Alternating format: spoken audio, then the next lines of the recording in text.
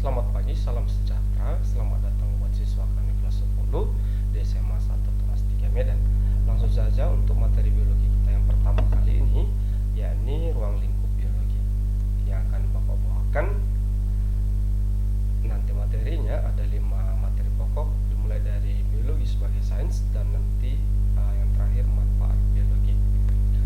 Oke, ini ada beberapa peristiwa yang sering terjadi dalam kehidupan kita yang tanpa kita sadari ternyata berhubungan dengan biologi. Mengapa pada saat BAB kita juga mengeluarkan air kencing, sementara pada saat kita kencing BAB-nya tidak keluar? Benar kan? Lalu mengapa habis makan kita merasa kenyang? Artinya saat kita lapar lalu makan menjadi kenyang. Kenapa bisa terjadi? Oke, peristiwa-peristiwa ini bisa nanti kita pahami setelah kamu belajar biologi di kelas 10, 11 hingga kelas 12 ya. Baik, biologi berasal dari bahasa Yunani dengan kata bios artinya hidup dan logos yang artinya ilmu. Sehingga biologi merupakan ilmu yang mempelajari tentang seluk-beluk kehidupan makhluk hidup dan interaksi di dalamnya. Pokok materi pertama adalah biologi sebagai sains. Sains adalah ilmu yang mempelajari tentang alam dan segala isinya. Untuk pelajarannya seperti fisika, kimia, dan biologi. Adapun yang menjadi ciri-ciri sains, Bapak buat di sini ada kata cepatnya, yakni ada aeros. Yang pertama bersifat akumulatif, artinya dapat dibentuk berdasarkan teori lama yang disempurnakan, ditambah atau diperbaiki sehingga semakin sempurna. Yang kedua bersifat empiris, maksudnya dapat dibuktikan dengan pengamatan, suatu penelitian ataupun eksperimen. Dan yang ketiga bersifat rasional, merupakan hasil kegiatan berpikir secara logis dan menggunakan nalar atau rasio yang hasilnya juga dapat diterima oleh akal sehat manusia. Keempat bersifat objektif, merupakan kebenaran akan apa adanya oleh karena adanya data-data atau pengaruh pendapat tertentu. Yang kelima bersifat sistematis, memiliki hubungan ketergantungan yang teratur, tidak boleh ada unsur-unsur yang saling bertolak belakang ya. Ini ada ciri-ciri sains. Nah, biologi kan sebagai sains. Kalau begitu apa yang menjadi ciri biologi sebagai sains? Bapak buat di sini singkatnya adalah OMA, yakni dilihat dari aspek ontologi. Nah, di biologi itu memiliki objek yang mau dipelajari. Apa itu? Makhluk hidup. Apa contoh makhluk hidup? Ayo. Oke, nanti Bapak tanya balik. Yang kedua bersifat memiliki aspek metodologi ya, yang artinya memiliki cara tersendiri atau metode khusus yang disebut dengan metode ilmiah.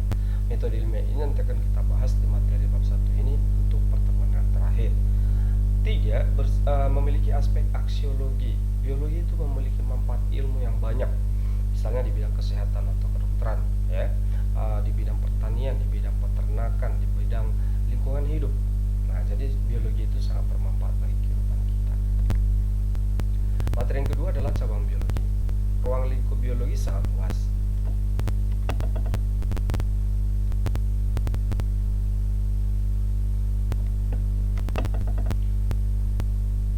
Biologi berkembang membentuk cabang-cabang ilmu berdasarkan kriteria tertentu yang dilihat berdasarkan tingkat organisasi kehidupan, kelompok organisme, aspek kehidupan dan kaitannya dengan ilmu-ilmu yang lain.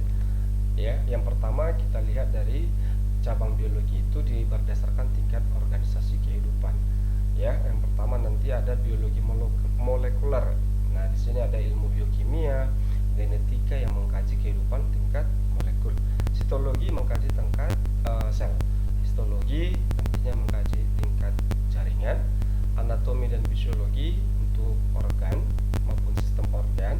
Misalnya khusus organ paru-paru, cabang biologinya nanti pulmologi, di bidang jantung, kardiologi, hormon endokrinologi, dan saraf nanti neurologi. Lalu cabang biologi perkembangan untuk individu organisme, ada namanya higiene untuk kebersihan diri sendiri dan sanitasi untuk kebersihan lingkungan. Kemudian ada biologi populasi. Nah, misalnya nanti biogeografi, ini untuk persebaran makhluk hidup seperti hewan dan tumbuhan di bumi ini. Lalu ada genetika populasi ya. Kemudian tingkat ekosistem, ada biologi kelautan ya untuk memahami biota laut. Kemudian ada biologi tropis nanti yang akan disebut dengan bioma. Kedua, cabang biologi yang mengkaji suatu kelompok organisme. Misalnya ada taksonomi untuk klasifikasi makhluk hidup, dilihat berdasarkan persamaan dan perbedaan biologi untuk virus, mikroorganisme atau organisme kecil nanti namanya mikrobiologi. Untuk jamur disebut dengan mikologi. Dunia tumbuhan ya seperti tumbuhan paku misalnya nanti bacteriologi. Virologi untuk tumbuhan lumut. Nah, untuk dunia hewan disebut zoologi. Spesifiknya nanti untuk serangga disebut entomologi. Kemudian untuk ikan disebut dengan ichtyologi. Reptil amfibi disebut dengan herpetologi. Kemudian burung apes ya untuk ornitologi, dan mamalia mammalogi. Nah, untuk penyebab penyakit atau parasit disebut dengan parasitologi. Ketiga, cabang biologi berdasarkan aspek kehidupan. Misalnya biologi perkembangan, nah, tadi udah ada ya. Kemudian embriologi nanti untuk perkembangan embrio dari zigot, embrio kemudian menjadi janin. Lalu anatomi dan fisiologi ya. Anatomi untuk organisme internal atau struktur bagian dalam tubuh. Fisiologi nanti fungsi organ-organ dalam tubuh itu yang saling berkesinambungan. Keempat, cabang biologi terapan ya atau ilmu campuran. Ada dalam yang pertama biokimia, berarti campuran antara biologi dan kimia. Misalkan proses-proses kimia dalam sistem kehidupan. Misalnya saat kita makan ya, ada bahan makanan yang tadi molekul besar kemudian dicerna dalam mulut, nanti secara fisika ya, biofisika menghancurkan tekstur makanan. Lalu secara kimianya apa Pak? Berarti menggunakan enzim-enzim dalam mulut ya atau dalam saluran pencernaan sehingga nutrisi itu bisa diterima oleh tubuh yang disampaikan lewat darah. Kemudian ada bioteknologi ya, mengkaji teknologi dengan memanfaatkan jasa mikroorganisme. Misalkan untuk pembuatan yogurt ya, fermentasi susu, kemudian buat tempe, tahu ya, kemudian membuat tape menggunakan ragi ataupun dari ragi jamur. Lalu ada paleontologi yang untuk perkembangan secara kehidupan tingkat fosil. Oke.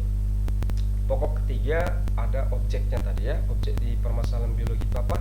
Makhluk hidup. Oke, tadi Bapak sudah tanya apa contoh makhluk hidup. Jawabannya pasti tumbuhan, hewan, manusia, betul? Oke. Nah, di SMA sudah diperluas. Sebenarnya di SMP sudah juga ya. Sistem klasifikasi makhluk hidup itu nanti ada di bab 3 selengkapnya. Kita di sini bahas hanya sebatas pembagian besar. Menurut Karpus, makhluk hidup itu ada 6 kingdom ya. Archaeobakteri, ini adalah bakteri yang hidup di kondisi ekstrim. Kemudian eubakteri, bakteri biasa, protista, fungi, jamur, kemudian plantae dunia tumbuhan, dan animalia dunia hewan. Nah, apa yang menjadi kehidupannya? Kehidupan sistem permasalahan biologi itu dimulai dari tingkat kehidupan molekul. Molekul itu kumpulan dari atom. Lalu sel, jaringan, organ, sistem organ, individu, populasi, komunitas, ekosistem, bioma, dan biosfer. Nah, faktor-faktor yang mempengaruhi kehidupan daripada sistem dari organisasi kehidupan ini, ya kan? Misalkan makhluk tempat tinggalnya. Tempat tinggal berarti berkaitan dengan komponen abiotik seperti air, udara, tanah, suhu. Ini semua sangat bersenambungan demi kehidupan daripada organisme tertentu. Oke, kita bahas. Nah, objeknya kan tadi makhluk hidup. Contohnya tadi sudah. Nah, supaya kita gampang mengingat, kita belajar dulu yang namanya ciri-ciri makhluk hidup. Ini juga dipelajari di SMP kelas 7, ya kan? Ada berapa ciri makhluk hidup? Oke, kita lihat. Yang pertama, bernapas. Nah, ini menguraikan bahan organik dengan cara menghirup oksigen, nanti akan mengeluarkan karbon dioksida dan uap air, lalu kita peroleh energi.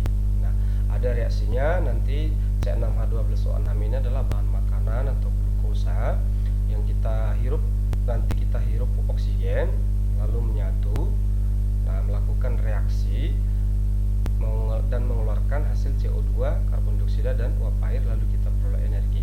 Ini berlangsung secara membutuhkan oksigen, nanti respirasi aerob ya.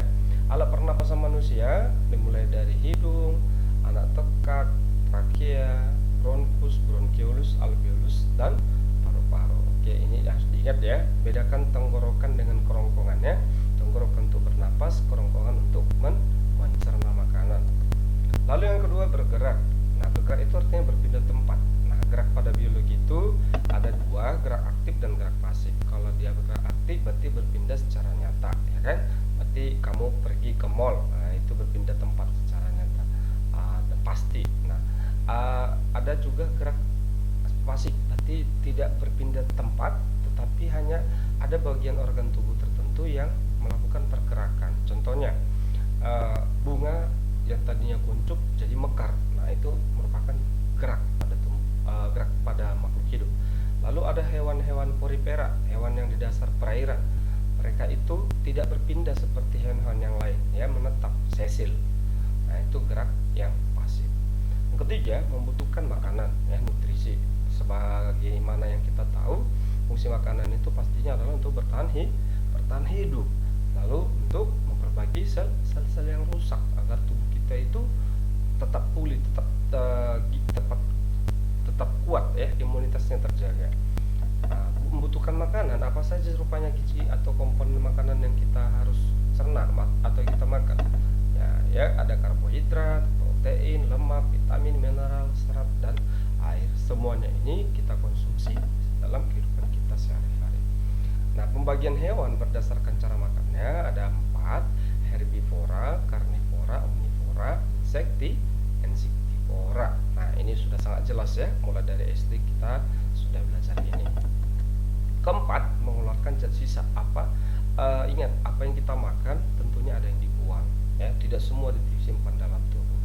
Nah, alat-alat ekskresi itu berupa pahat ginjal, ini cara cepat, ya.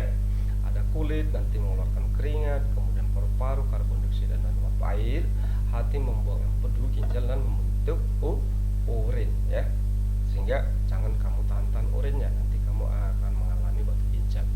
Lalu yang kelima, berkembang biak atau reproduksi. Tujuan berkembang biak tentu untuk memperbaiki keturunan atau memperbanyak keturunan supaya tidak punah. Nah, caranya ada 2 nanti, internal dan eksternal. Internal berarti dalam saluran reproduksi si betina atau perempuan, ya. Kemudian saluran eksternal nanti di luar tubuh si betina itu, misalnya pada ikan, ya. Lalu pembagian hewan berdasarkan cara berkembang biak ada 3, ada bertelur, ya, disebut ovipar, melahirkan atau vivipar, kemudian bertelur dan melahirkan ovovivipar, misalnya kadal, ya, buaya, platypus. Nah, ini juga kita sudah paham benar, ya, di SMP. Keenam, tumbuh dan berkembang. Nah, pertumbuhan dan berkembang itu sangat berbeda. Tumbuh itu umumnya dia menancap ke atas, ya, dan tidak bisa balik. Nah, misalkan kita nih sekarang sudah mengalami perkembangan, ya kan? Kamu masih bertumbuh.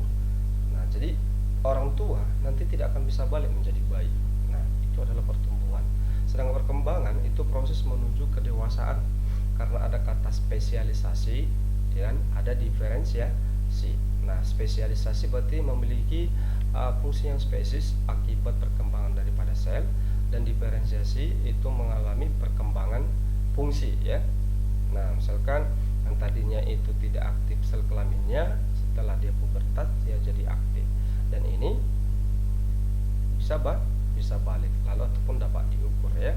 Misalnya berkembang dapat diukur, misalkan saat ini umurmu 16 tahun, berat badanmu 70 kilo, kemudian karena kamu program diet, ya, 2 bulan kemudian dari 70 menjadi 54. Nah, drastis banget, ya. Nah, lalu makan lagi nih lah, 5 bulan kemudian lagi naik lagi dari 54 menjadi 60. Nah, jadi seperti itu namanya berkembang. Yang ketujuh, peka terhadap perangsangan atau iritabilitas, di mana sumber rangsangan itu berupa cahaya, suara. Nih, kamu mendengar saya kan karena ada suara, kamu terangsang, merespon, ya, karena ada suara yang Bapak keluarkan atau saya sebutkan, gitu, ya. Lalu aroma. Nah, saat kita pulang dari luar, ya, siang-siang udah lapar, sampai di rumah mama memasak di dapur, aromanya wangi, selera kita makan itu kita terangsang, ya, kita merespon. Nah, lalu ada sentuhan, ya, rabaan, tekanan, ditampar, kita menjauh seperti ini. Lalu tahan terhadap suhu tertentu, di mana pembagian suhu ini untuk hewan vertebrata yang memiliki tulang belakang ada namanya hewan poikilotem, ya, berdarah dingin, ada